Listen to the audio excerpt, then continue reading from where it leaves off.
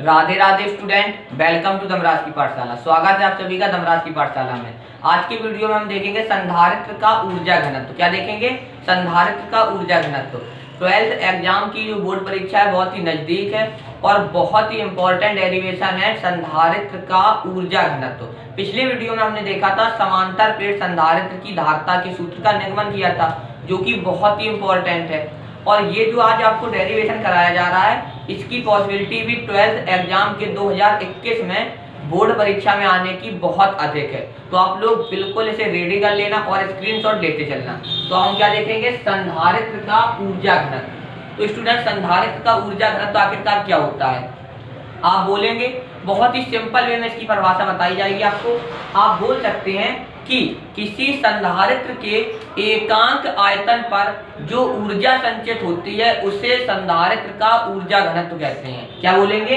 किसी संधारित्र के एकांक आयतन पर जो ऊर्जा संचित होती है उसे संधारित्र का ऊर्जा घनत्व कहते हैं।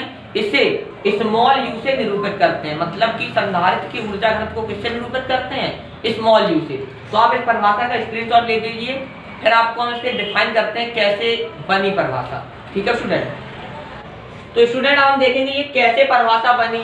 तो आपको जैसे कि फॉर्मूला दिख रहा है, स्मॉल यू बराबर कैपिटल यू अपॉन वी। यहाँ पर जो स्मॉल यू है वो संधारित्र का ऊर्जा घनत्व और कैपिटल यू जो है स्टूडेंट वो यहाँ पर है संधारित्र की ऊर्जा, और यहाँ पर आपका जो वी है वो है वॉल्यूम अर्थात आयतन।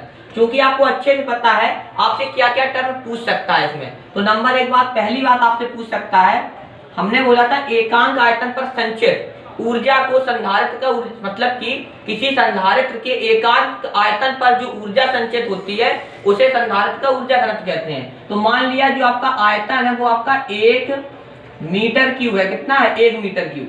तो आपको पता है क्यूब मात्रा होता है उसका, मीटर क्यूब क्या नाम है? आयतन का। तो आपने जैसे ही 1 रखा तो U बराबर आपको प्राप्त होगा कैपिटल U। अर्थात यदि आयतन 1 मीटर क्यूब होगा तो संधारित्र का जो ऊर्जा घनत्व है वो ऊर्जा के इक्वल आ जाएगा। इतनी बात तो आप समझ गए होंगे। दूसरी बात आपसे पूछ सकता है इसका मात्रक। इसका मात्रक क्या होता है? तो स्टूडेंट, इसका मात्रक होता है, क्योंकि आपको पता है ऊर्जा, दुनिया की कोई भी ऊर्जा उसका मात्रक जूल है, तो आपने एक मात्रक इसका लिख दिया जूल। क्या लिखा? जूल। दूसरा आपको दिया गया स्टूडेंट वॉल्यूम अर्थात आयतन, और आयतन का मात्रक स्टूडेंट होता है मीटर क्यूब। तो इसका मात्रक हो गया मीटर क्यूब। तो पूछ सकता है कि ऊर्जा घनत्व का मात्रक क्या होता है? तो होता है जूल प्रति मीटर क्यूब। ये तो हो गया इसका मात्रक। स्टूडेंट, जो संधारित्र की ऊर्जा घनत्व होता है वो उसका जो फॉर्मूला होता है वो होता है स्टूडेंट स्मॉल यू बराबर 1/2 एप्सिलॉन नॉट ई स्क्वायर। क्या होता है? 1/2 epsilon not E square. Student, जो संधारित्र का ऊर्जा घनत्व का सूत्र होता है वो होता है U बराबर 1/2 एप्सिलॉन नॉट ई स्क्वायर। क्या होता है? 1/2 एप्सिलॉन नॉट ई स्क्वायर। बेहद ही महत्वपूर्ण बात आपको बताएं कि कई बार एग्जाम में पूछा जा चुका है कि 1/2 एप्सिलॉन नॉट ई स्क्वायर की विमा क्या होती है। तो स्टूडेंट, ये जो सूत्र है वो ऊर्जा घनत्व का है, संधारित्र के ऊर्जा घनत्व का। तो इसकी विमा यदि आप एप्सिलॉन नॉट की विमा रखेंगे, फिर आप वैद्युत क्षेत्र की तीव्रता की विमा रख के उसका स्क्वायर कराएंगे और फिर उसमें एप्सिलॉन नॉट की विमा का मल्टीप्लाई कराएंगे, तो आपका कम से कम 3 मिनट समय कंज्यूम होगा। तो बहुत ही शॉर्ट वे में आपको बताएं, ये विमा कई बार एग्जाम में पूछी जा चुकी है और इस बार भी पूछी जा सकती है। तो आप याद रखना, कैसे निकालेंगे वो आपको अभी बता दे रहे हैं हम, क्योंकि आपको पता है मात्रक होता है जूल प्रति मीटर क्यूब, और अच्छे से पता है स्टूडेंट आपको कि जूल ऊर्जा की विमा क्या होती है? ml2 T-K2। स्टूडेंट, नीचे दिया गया आपको मीटर क्यूब। तो आपको अच्छे से पता है एक बात और कि यहाँ पर जो मीटर होता है वो होती है लेंथ, इसका मात्रक होता है L, और यहाँ पे मीटर क्यूब स्टूडेंट दिया गया है। क्या दिया गया है? Metre cube. तो यहाँ पर जो विमा हो जाएगी वो हो जाएगी L क्यूब। अच्छे से पता है जब ये L 2 ऊपर जाएंगे तो माइनस की हो जाएगी घातें। तो माइनस के 3 में से जब प्लस के 2 घटेंगे तो क्या होगा स्टूडेंट? L-K1 T-K2।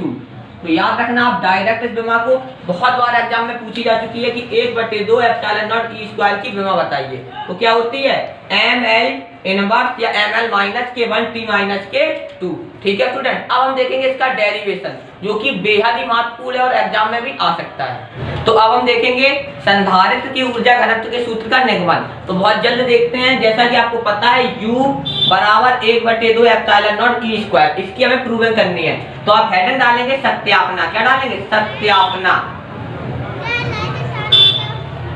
तो स्टूडेंट आपने लिखा ऊर्जा घनत्व की परिभाषा से, क्योंकि आपको पता है ऊर्जा घनत्व का जो सूत्र होता है U बराबर कैपिटल U अपॉन V।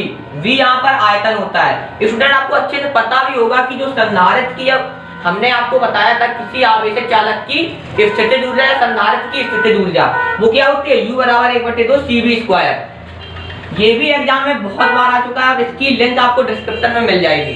तो जो संधारित्र की ऊर्जा होती है वो होती है U बराबर 1/2 CV स्क्वायर। अब स्टूडेंट आपको पता है समांतर प्लेट संधारित्र की धारिता क्या होती है? C बराबर A एप्सिलॉन नॉट बटे D, जो कि हमने पिछले वीडियो में ही देखी थी। इसका भी आपको डेरिवेशन की जो लिंक है वो आपको डिस्क्रिप्शन में मिल जाएगी। आपके सामने वो फिगर लगाई है, आपको दिख रहा है यदि प्लेटों के बीच की दूरी D होती है तो समांतर प्लेट संधारित्र में जो ऊर्जा होती है, जो ऊर्जा क्या नाम है, जो उसकी धारिता होती है वो होती है C बराबर A एप्सिलॉन नॉट बटे D। और यहाँ पे आपको पता है यदि प्लेटों के बीच की दूरी D होगी तो वैद्युत क्षेत्र की तीव्रता क्या होगी? E बराबर V अपॉन D। तो आप त्रिज्या गुणा करोगे, याद रखना यहाँ पर जो ये V है ये आयतन है, बट जो ये V है वो यहाँ पर विभव है, और यहाँ पर ये V भी विभव है, और ये आपकी दूरी है प्लेटों की। त्रिज्या गुणा किया आपने तो V बराबर आपको मिला ED।